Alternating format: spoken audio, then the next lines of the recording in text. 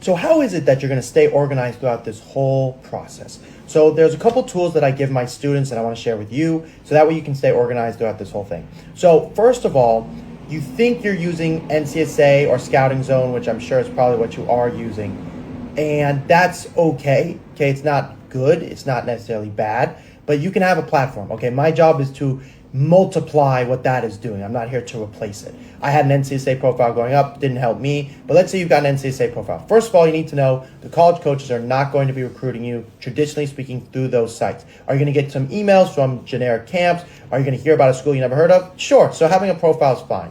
But if you really want to get recruited to play college soccer, you have to be way more proactive. When you're using those sites, you just don't want to depend on them. And that's really what I'm here to tell you. That's the biggest message. That you can use them, but do not depend on them. You must be proactive yourself. And I can tell you right now, if you're not getting responses, it's because you're sending messages from those platforms. College coaches do not like getting emails from those platforms. Okay, so that means where and how are we going to get organized? We need to get organized with our Gmail account. So what you're going to do, I'm going to get very detailed here and I'm going to show some images. You are going to open up your Gmail. And then to the left-hand side, you're going to see an opportunity for something called a label. Now, if you don't have Gmail, say you have iCloud or whatever, the same concept applies. You are going to add a label to every single school that emails you. So let's say UConn emails you. You're going to go into your Gmail. You're going to click Add Label. After clicking Add Label, you're going to then type in the name of the school. Now, every time you send an email, you're going to make a folder. Now, this is the part that is really nuanced and how things get really specific and how basically my students stay really organized and get way more responses than everybody else, is after you have made the name, you are then going to label it with a star if you got a genuine response. So let's say you send out an email to UConn. You've made a folder now. Now, they respond to you, but it's generic. Okay, all you're going to do is you're going to move that generic email into the folder in Gmail and do nothing else. But let's say they respond and they go, we really liked your video. We'd like to learn more about you. Would you please send us your schedule? That means it's genuine, okay? And that's really good. That's what you want it to be. Genuine is the money. That's the yay, yay, happy, happy.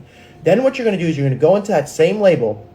You're going to change it and you're going to put a star by it because that means they show genuine interest. The reason this is so important is if you're starting the recruiting process correctly, which would be like your sophomore summer going into your junior year at the very latest, even if you're doing a junior year, the same applies.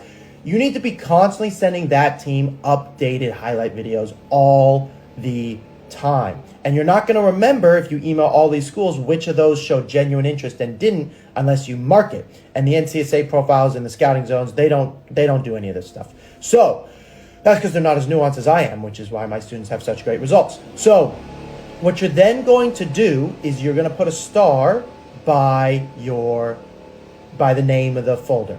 Now, let's say they leave their cell phone number. Then what you're going to do is you're going to put a star because they said a genuine message. Then they also left their cell phone number. You're going to put the letter lowercase t on the left-hand side of the star. The reason you're going to do that is because this is telling you that you also texted them. So you need to send them a text message. In a separate video, I'll go into how to text them.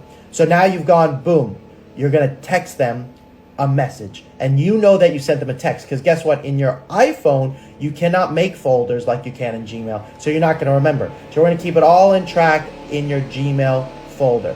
Okay, then let's say they leave their Instagram. Okay, some of them will and some of them will not. You are then going to put a lowercase I on the left-hand side of that T. So now if it's a perfect scenario, let's say you got a flush like in cards and you got the perfect solution. You got the best hand. UConn, you email UConn, you make a folder for them because you emailed them. So now we know you emailed them. That way you'll keep track of who you emailed.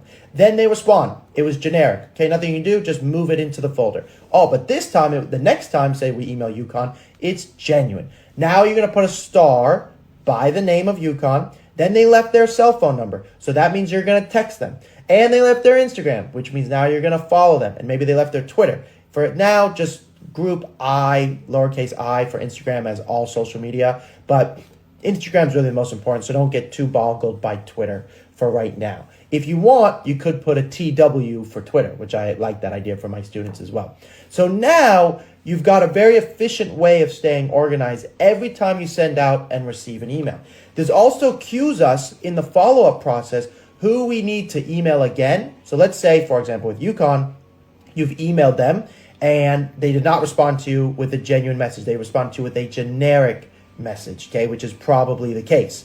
What you're then going to do is you're going to say, okay, that was really generic.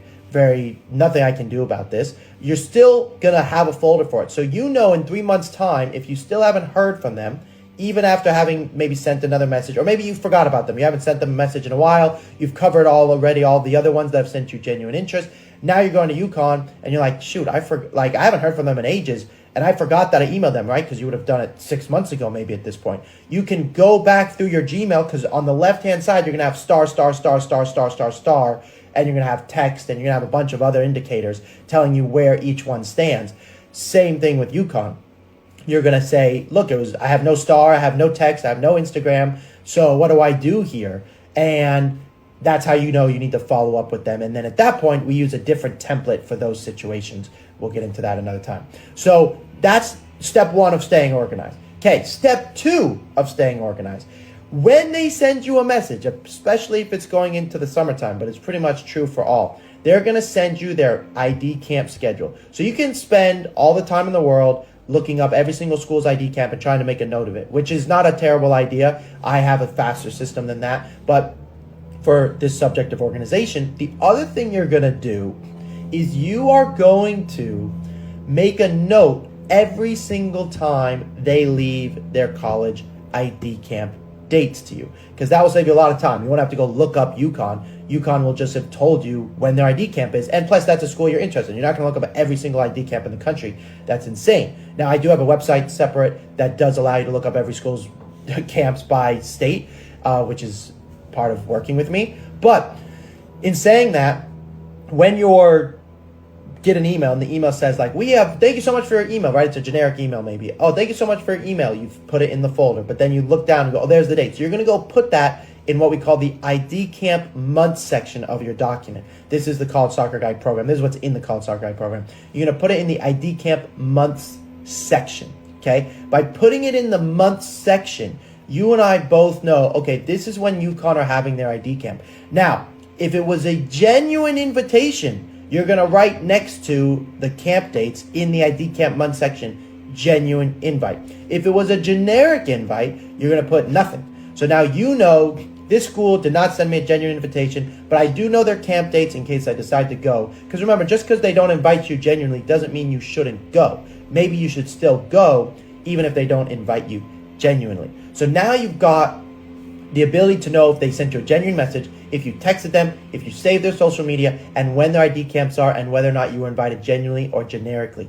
And when you send out that mass email, which we're going to get into soon, this is what you must understand how to do. You must stay this organized. Because if you don't stay this organized, you're not going to remember who to follow up with. You're not going to remember who you need to send more video to. And once you've mastered this organization, which all of my students have, the rest of the recruiting process actually can be relatively repeatable, meaning, oh, send this type of template, which I will have drafted for you. This is the type of response I received, and this is what I need to do next. And over time, you will find that you get phenomenal results because you're staying on top of them. Here's another highlight video. Here's another every touch video. Once you make one highlight video, you don't really need another one, which you guys know at this point. But this is how you properly stay organized. I'm the College Soccer Guy. If you want more help, please click the description below or the link in the bio and give me a call, because that's really how I can help you with your nuanced situation. But this should get you started staying organized. I will talk to you all very soon. Good job.